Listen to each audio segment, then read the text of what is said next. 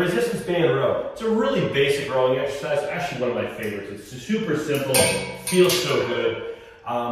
There's not a whole lot to point out other than what you just saw. The key thing that I want to point out though is what's happening in the shoulder blades, okay? And what I mean by that is if you actually just, I'm gonna come over here, if you actually stick your arms out and see how my fingertips are just touching this picture here of Arnold.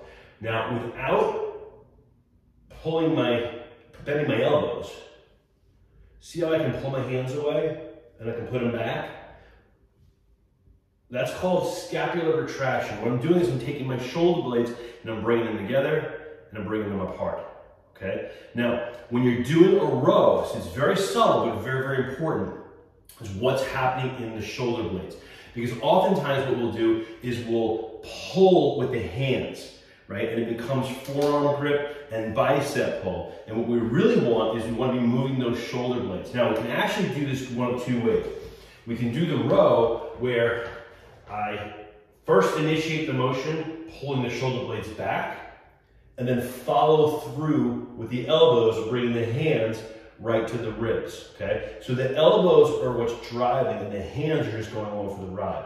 The other way to perform the row is to set the shoulder blades, and then I'm gonna row basically by pulling my elbows back, hands come to ribs, I release, but only to this point here before letting the shoulder blades go. They're both great. Sometimes I'll program one way or another. Sometimes I'll just give you the choice in doing that, okay? So that's really the one key thing. The other one is just simply the neck position. So if I'm doing the row, I wanna make sure my head's not sticking out as I'm doing the row. Everything is lined up, shoulders over the ears, whatever you're gonna be doing with the shoulder blades, and then row. And key portion of that is driving the elbow back, not pulling with the hand. Remember, it's a back exercise, not an arm exercise.